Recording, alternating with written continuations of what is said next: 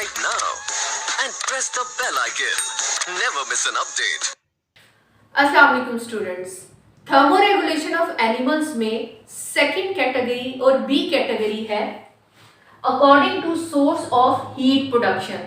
First category में हमने देखा कि as per change in environmental temperature किस तरह से हम एनिमल्स को क्लासिफाई कर सकते हैं इनटू टू ग्रुप्स, जिसमें हमने किलोथर्म्स और होमियोथर्म्स देखा। बट एट द एंड हमने डिस्कस किया कि उन दोनों ही क्लासिफिकेशन में जितने भी एनिमल्स हैं उनको कैटेगराइज करने में कुछ मुश्किलात पेश आ रही थी, जिसमें मुख्तलिफ किस्म के ऑर्गेनिज्म वेरिएशन शो कर रहे थे जिस ग्रुप में उनको कैटेगराइज किया जा रहा था उसके अकॉर्डिंग।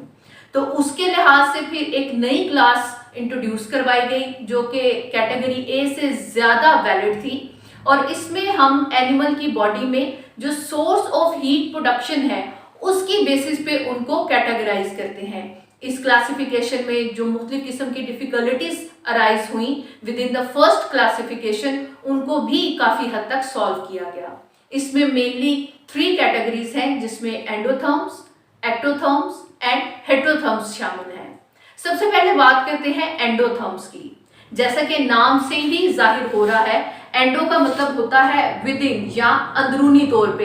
ये ऐसे एनिमल्स हैं जो अपनी बॉडी का temperature with in their own body मुख्तलिफ प्रोसेसेस की मदद से मेंटेन कर पाते हैं। और हम जानते हैं कि हीट प्रोडक्शन बॉडी के अंदर मेनली जिन प्रोसेस की मदद से होती है उन्हें हम मेटाबॉलिक एक्टिविटीज कहते हैं। यानी कि एंडोथर्म्स में वो एनिमल्स शामिल होंगे जो अपना बॉडी का खुद का टेम्परेचर या खुद की हीट जनरेट कर सकते हैं through heat production during metabolism. और मेटाबॉलिज्म में मेनली एंजाइम्स इन्वॉल्व होते हैं और वो किस तरह से मुख्तलिफ प्रोसेसेस को रेगुलेट कर रहे होते हैं इसके बारे में ऑलरेडी आप फर्स्ट ईयर में पढ़ चुके हैं। इनमें एंडोथर्म्स में अब अगर हम एग्जांपल्स देखें तो इसमें बर्ड्स, कुछ फिश जो कि प्रॉब्लम जनरेट करी थी जब हमने फर्स्ट कैटेगरी स्टडी की थी, कुछ इंसेक्ट्स और साथ में मैमल्स शामिल हैं। दूसरी कैटेगरी है एक्टोथर्म्स की। इनके नाम से ही पता चल रहा है कि इनके अंदर जो सोर्स ऑफ बॉडी हीट है वो विद इन द बॉडी के अलावा ज्यादा उसका इन्हिसार बैरूनी दर्जा हरारत पे होगा।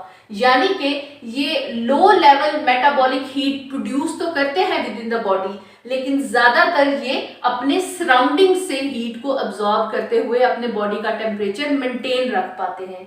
इनमें हमारे पास ज्यादातर इनवर्टिब्रेट्स, फिश, एम्फीबियंस और साथ में रेप्टाइल्स शामिल हैं। थर्ड कैटेगरी है हेटेरोथर्म्स की। अब हेटेरो का मतलब होता है मुख्तलिफ।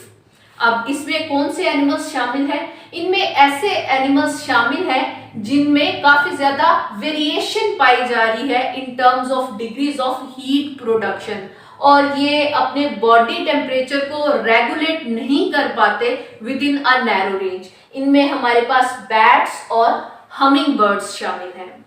अब इन क्लासिफिकेशन की बेसिस पे हमें पता चल रहा है कि कुछ एनिमल्स ऐसे हैं जिन्होंने अपनी बॉडी के अंदर स्ट्रक्चरल या फिजिकल और केमिकल एडाप्टेशंस इख्तियार करते हुए अपने बॉडी का टेम्परेचर मेंटेन रख पा रहे हैं, और कुछ एनिमल्स ऐसे हैं जिनको एक्सटर्नल एनवायरनमेंट से अब हेल्प लेनी पड़ती है अपने बॉडी के टेम्परेचर को मेंटेन रखने के लिए। तो इनमें कौन कौन सी वो एडाप्टेशंस है, या जो अपने बॉडी का टेम्परेचर बिल्कुल मेंटेन नहीं रख पा रहे तो वो किस तरह से हीट प्रोडक्शन कर रहे हैं अपनी बॉडी के टेम्परेचर को बैलेंस रखने के लिए और सर्वाइवल के लिए। तो देखते हैं कि वो कौन कौन सी एडाप्टेशंस है इन एनिमल्स। एनिमल्स के अंदर एनवायरनमेंट के साथ हीट एक्सचेंज को रेगुलेट करने के लिए मुख्तलिफ किस्म की एडाप्टेशंस पाई जाती हैं। इन एडाप्टेशंस में physiological, structural and behavioural adaptations शामिल हैं। सबसे पहले बात करते हैं जी कि वो कौन कौन से स्ट्रक्चर्स हैं या स्ट्रक्चरल एडाप्टेशंस हैं एनिमल्स के अंदर जो इनको एनवायरनमेंट के साथ हीट की या टेम्परेचर की रेगुलेशन में हेल्प आउट कर रहे हैं। सबसे पहले हम बात करते हैं डर्मल फैटी लेयर की। हमने जब फर्स्ट ईयर में फैटी एसिड्स के बारे में या लिपिड्स के बारे में पढ़ा था तो उनकी जो खुसूसियात हैं उनमें ये शामिल था कि ये हीट की इंसुलेशन प्रोवाइड करती हैं, यानी कि ये टेम्परेचर को मेंटेन करने में हेल्प करती हैं। ऐसे ऑर्गेनिज्म जो बहुत ज़्यादा ठंडे इलाकों में रहते हैं, जैसे मुख्तलिफ किस्म के पोलर बेयर्स वगैरह, तो उनकी बॉडी में जो उनकी एक्सटर्नल लेयर है, स्किन की जो लेयर है, बिल्कुल इसके नीचे एक फैटी एसिड की थिक लेयर मौजूद होती है, लिपिड्स की थिक लेयर मौजूद होती है।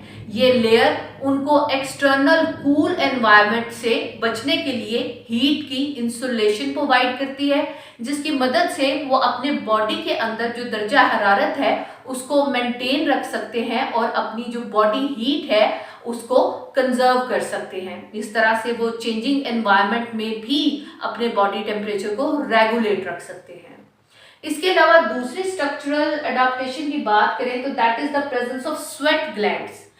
फैटी लेयर की प्रेजेंस तो हो गई, हीट की इंसुलेशन बहुत ठंडे इलाकों में। अगर हम गर्म इलाकों में या ऐसा एनवायरनमेंट जिसमें टेम्परेचर बहुत ज़्यादा हो, तो उसमें किस तरह से एवेपोरेटिव कूलिंग के ज़रिए एनिमल्स अपना बॉडी टेम्परेचर मेंटेन कर सकते हैं, इसमें स्वेट ग्लैंड्स बड़ा ही इंपॉर्टेंट रोल प्ले करते हैं। जैसा कि अगर आप ह्यूमन बींग्स की एग्जाम्पल ले लें तो आप जानते हैं कि गर्मियों में आपने देखा होगा कि हमें बहुत ज़्यादा पसीना आता है। बेसिकली हम जानते हैं कि ये एवेपोरेशन जो है ये पानी की खुसूसियात में शामिल है कि जो भी पानी एवेपोरेट होता है, जितने मॉलिक्यूल्स, वो रिमेनिंग जो बॉडी है, जो रिमेनिंग ऑर्गेनिज्म है, जो स्ट्रक्चर है जहाँ पे वो मौजूद है, उससे एक तो टेम्परेचर लेके वो एवेपोरेट हो रहा है, हाई स्टेट पे एक्साइटेड स्टेट में जा रहा है, और जो रिमेनिंग वहाँ पे एनवायरनमेंट है उसको ठंडा करता जाता है। तो एवेपोरेशन होती है बेसिकली इन स्वेट ग्लैंड्स के थ्रू, एक्सेसिव वाटर रिमूव होता है। तो ऑस्मो रेगुलेशन के साथ साथ यहाँ पे थर्मो रेगुलेशन भी हो रही होती है, क्योंकि एवेपोरेट होने वाला पानी पीछे रह जाने वाले पानी का दर्जा हरारत 1 डिग्री सेल्सियस के हिसाब से मेंटेन करता जाता है, रिड्यूस करता जाता है, और हाई टेम्परेचर या स्क्रोचिंग हीट में भी हम अपना बॉडी टेम्परेचर जो 37 डिग्री सी है उसको मेंटेन रख पाते हैं। इसके अलावा lungs which are modified for panting. आपने अक्सर डॉग्स वगैरह को देखा होगा कि वो जुबान बाहर निकाली होती है, जिससे पानी के कतरे रिस रहे होते हैं और वो बहुत तेज तेज सांस ले रहे होते हैं। बेसिकली इनके लंग्स मॉडिफाई होते हैं, क्योंकि इनके अंदर ह्यूमन बींग्स की तरह या दूसरे लोगों की तरह स्वेट ग्लैंड्स मौजूद नहीं होते, तो इनके लंग्स मॉडिफाई होते हैं, जिसमें जो इनका माउथ कैविटी है, जिसमें इनकी लंग और पैलेट वगैरह शामिल है। हम जानते हैं कि वो मॉइस्ट होते हैं, मॉइस्चर होता है। तो ये क्या करते हैं, मॉइस्ट सरफेस के थ्रू वेंटिलेशन को, यानी कि कुशादा कर दिया जाता है सरफेस को, और हवा का ज्यादा एक्सचेंज होता है। तो इस वेंटिलेशन के प्रोसेस के थ्रू इनके लंग्स की जो हॉट एयर है वो एक्सटर्नल कूल एयर से इन कांटेक्ट होती है, और इस तरह से ये एवेपोरेटिव कूलिंग कर पाते हैं अपने माउथ या उस मॉइस्टन जो ओरल कैविटी है उसकी सरफेस के थ्रू। तो इस तरह इनके लंग्स पैंटिंग के लिए मॉडिफाई होते हैं, और ये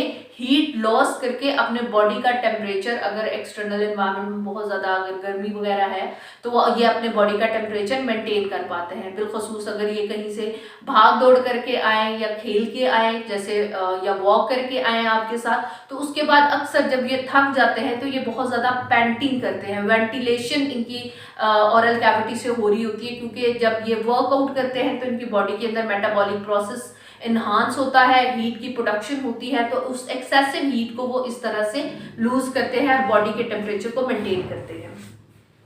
सेकंड हम बात करते हैं फिजियोलॉजिकल एडाप्टेशंस में। इसमें अगर हम ब्लड के हवाले से बात करें तो जो रेगुलेशन ऑफ ब्लड फ्लो है to the skin, that is a physiological adaptation. इसका मकसद क्या है, अब ये जो ब्लड फ्लो है ये क्या करता है, बेसिकली ये वार्मथ इंक्रीज करता है, जिसकी वजह से जो डिसिपेटेड हीट है या जो हीट लॉस है इन सम कोल्ड एनवायरनमेंट, तो उसको इकोनोमाइज भी किया जा सकता है। आपने अक्सर देखा होगा अगर आप नॉर्दर्न एरियाज वगैरह में जाएं तो वहाँ के लोगों की स्किन या फेस, ये जो चीक्स एरिया है, नोज है, ये बहुत ज्यादा रेड होती है, बड़े पिंकिश से उनके कॉम्प्लेक्शन होते हैं। उसकी वजह यही है कि एक्सटर्नल टेम्परेचर में, एक्सटर्नल एनवायरनमेंट में टेम्परेचर बहुत कम होता है, और बॉडी के अंदर फिर जो उनकी ब्लड सर्कुलेशन है, एक तो वो नॉर्दर्न एरियाज में हायर एल्टीट्यूड पे रह रहे हैं, सतह समंदर से काफी ऊपर रह रहे हैं, एक तो जितना हम सतह समंदर से ऊपर जाते जाते हैं ऑक्सीजन की भी कमी होती है, तो हमारी जो लेयर है, थिन लेयर ऑफ स्किन, यहाँ पे कैपिलरीज मौजूद होती हैं जिनमें ब्लड सर्कुलेशन बढ़ती है और ज़्यादा क्यूटेनियस रेस्पिरेशन भी होती है और ज़्यादा आप गैसियस एक्सचेंज कर सकते हैं, ऑक्सीजन को अब्जॉर्ब कर सकते हैं उस कम दबाव वाले जगह में। इसके साथ साथ ये जो ब्लड का फ्लो है हमारे सुपरफिशियल स्किन के साथ, ये भी अलाउ कर रहा होता है टेम्परेचर की रेगुलेशन में, जिसकी वजह से जो हीट लॉस हो रहा है, बाहर ठंड है और जिस्म का टेम्परेचर हरारत ज़्यादा है, तो उसको भी हम काउंटर कर सकते हैं। इसके साथ साथ कुछ मसल्स की एक्टिवेशन है फॉर प्लूमेज फ्लफिंग। आपने अक्सर देखा होगा बर्ड्स वगैरह जब वो फड़फड़ाते हैं और ठंड होती है तो उनका जिस्म बिल्कुल फूल जाता है। अब ये जो फ्लफीनेस होती है ये बेसिकली क्या कर रही होती है, ये अपने अंदर एयर ट्रैप कर लेते हैं अपने विंग्स के दरमियान में। अब वो जो ट्रैप्ड एयर है वो इनके बॉडी टेम्परेचर से जैसे ही इन कांटेक्ट आती है तो वो गर्म हो जाती है। अब ये इस वार्म एयर को अपने उस प्लूमेज के अंदर, उस फ्लफी प्लूमेज के अंदर ट्रैप कर लेते हैं और एक्सटर्नल जितना भी कूल एनवायरनमेंट है उसके अगेंस्ट ये अपना बॉडी का जो इंटरनल टेम्परेचर है उसको मेंटेन रखने के काबिल होते हैं। इसके अलावा अगर हम बात करें एक्टिवेशन ऑफ स्वेट ग्लैंड्स की, तो वो भी ऑलरेडी हम डिस्कस कर चुके हैं कि किस तरह से एवेपोरेटिव कूलिंग से हम जो स्वेट ग्लैंड्स हैं वो भी बॉडी टेम्परेचर को रेगुलेट करने में हेल्प करते हैं और हीट लॉस को प्रमोट करते हैं। बिहेवियरल अडेप्टेशन में हम देखें तो कुछ एनिमल्स का बिहेवियर इस किस्म का होता है कि वो अपने बॉडी को के टेम्परेचर को मेंटेन करने के लिए जो कम या ज़्यादा दर्जा हरारत वाली जगह हैं उनसे मूव करके किसी दूसरी ऐसी जगह चले जाते हैं जहाँ पे टेम्परेचर निस्बतन वो रेगुलेट करने के काबिल हो। जैसे हम अगर स्क्विरल्स की बात करें तो वो मिड डे, क्योंकि हम जानते हैं जब round 12 o'clock it's Noon time तो बहुत ज़्यादा सूरज की तपश महसूस होती है, तो ये बरोज में चले जाते हैं और क्या करते हैं, जो स्क्रोचिंग हीट है, बहुत ज़्यादा दर्जा हरारत बढ़ गया है, उससे अपने आप को सेव कर सकते हैं, कंट्रोल कर सकते हैं हीट लॉस को। इसी तरह लिजर्ड्स की अगर हम बात करें तो वो सन में बास्क करती हैं, यानी कि वो अपने आप को एक राइट एंगल पे इस तरह से अपनी गर्दन को थोड़ा सा उठा के बॉडी को और सनलाइट में वो सन बाथ की तरह ही आप कह लें सन बाथ ले रही होती हैं, जिससे वो एक्सटर्नल एनवायरनमेंट से हीट गेन करती हैं अपनी बॉडी के अंदर और वो अपनी बॉडी का टेम्परेचर रेगुलेट कर सकती हैं, क्योंकि ये एक्टोथर्म्स होते हैं। इसके अलावा कुछ एनिमल्स हैं वो सरफेस एरिया को रिड्यूस करके भी हीट एनर्जी को कंट्रोल करते हैं या अपने बॉडी टेम्परेचर को रेगुलेट करते हैं। जैसे मैंने अभी लिजर्ड्स की एग्जांपल ली कि जब वो सन बाथ कर रही होती हैं या सन के अंदर दे आर बास्किंग इन सन, तो वो बिल्कुल जो भी हॉट सरफेस है, जैसे अगर हम कोई पत्थर वगैरह की एग्जांपल है तो उसके ऊपर बिल्कुल यूं लाई डाउन हो जाती हैं। लेकिन अगर उन्होंने अपना बॉडी टेम्परेचर उसको मेंटेन करना है एट अ लोअर लेवल, तो वो क्या करेंगे कि अपनी बेली को इस हॉट सरफेस से थोड़ा ऊपर उठा लेंगे, जिसकी वजह से इनकी जो बेली है it is no more in contact with the hot surface और अब ये अपनी बॉडी का टेम्परेचर रेगुलेट कर सकते हैं, क्योंकि ये क्विकली इनकी बॉडी में heat loss and heat gain होता है। तो इस तरह से ये अपनी बॉडी की पोजीशन को मेंटेन करके भी अपना बॉडी का टेम्परेचर रेगुलेट कर सकते हैं। Talking about important questions related to our today's topic. Long question किसी भी प्रीवियस बोर्ड एग्जाम में अभी तक नहीं पूछा गया। Short question and multiple choice question ज़रूर पूछे गए हैं, जिनमें पहला शॉर्ट क्वेश्चन है व्हाट आर एक्टोथर्म्स, गिव 2 एग्जांपल्स। और दूसरा शॉर्ट क्वेश्चन है डिफरेंशिएट बिटवीन एक्टोथर्म्स एंड एंडोथर्म्स। तो एक्टोथर्म्स की डेफिनेशन अभी जो डिफ्रेंसिएशन है इसमें भी क्लियर हो जाएगी। एंडोथर्म्स में पहले आप लिखेंगे the animals which generate their own body heat as by product during metabolism are called endotherms. These include some fishes, mammals, birds and flying insects. तो ये हमारी एग्जाम्पल्स हो गई। इसको डिफ्रेंशिएट करेंगे आप एक्टोथर्म्स के साथ और साथ साथ हमारा जो फर्स्ट शॉर्ट क्वेश्चन है उसका भी आंसर क्लियर हो जाएगा। The animals which produce metabolic heat at low level exchange it with the environment and absorb heat from the environment as required are called ectotherms. इसमें एग्जाम्पल के लिए आप लिख देंगे most of fishes, amphibians and reptiles are ectotherms. इसके अलावा multiple choice question जो पूछे जा चुके हैं। पहला क्वेश्चन है which one of the following is a हेट्रोथर्म। तो हम जानते हैं मैन इज अ मैमल और ये एंडोथर्म है। इसके अलावा फ्रॉग एंड स्नेक दोनों ही एक्टोथर्म्स हैं। तो ऑप्शन हमारे पास रह जाती है बैट की। बैट्स, सेकंड क्वेश्चन है bats and hummingbirds are called. तो ऑलरेडी हम बात कर चुके हैं हेट्रोथर्म बैट की, तो बैट और उसके साथ जो हमिंग बर्ड है ये हेट्रोथर्म्स है, क्योंकि ये अपने बॉडी का temperature with in a narrow range बिल्कुल मेंटेन नहीं कर पाते। थर्ड क्वेश्चन है which is structural adaptation of animals for thermoregulation. तो आज जो हमने regulation of heat exchange between animals and environment में एडाप्टेशंस पढ़ी, उसमें सबसे पहला वाला स्ट्रक्चरल एडाप्टेशन था और उसका फर्स्ट पॉइंट था कि जो एनिमल्स हैं वो लॉन्ग टर्म चेंज है, जिसे हम पीलेज कहते हैं। ये बेसिकली सबडर्मल फैटी एसिड या फैटी एसिड कह लें या फैटी लेयर कह लें फॉर इंसुलेशन, और ये हीट के अगेंस्ट प्रोटेक्शन प्रोवाइड करी होती है as per the external environment. तो इसमें हमारा आंसर होगा जी पीलेज, यानी कि ऑप्शन ए। ये तो स्टूडेंट्स आज का हमारा टॉपिक यहीं पे कंप्लीट होता है। आई एम श्योर आपको बहुत अच्छे से समझ आ गई होगी, और साथ ही हमने इस आर्टिकल से रिलेटेड इंपॉर्टेंट क्वेश्चंस भी देख लिए और उनको किस तरह से आंसर करना है वो भी देख लिया। इंशाल्लाह ताला नेक्स्ट वीडियो के साथ जल्दी मुलाकात होगी। तब तक अपना बहुत ख्याल रखिएगा और हमें दुआओं में ज़रूर याद रखिएगा। चैनल को सब्सक्राइब कीजिए, वीडियो को लाइक कीजिए ताकि हमारी इंकरेजमेंट हो सके, और साथ लगे बेल के आइकन को ज़रूर प्रेस कीजिएगा। टेक केयर, अल्लाह हाफिज़।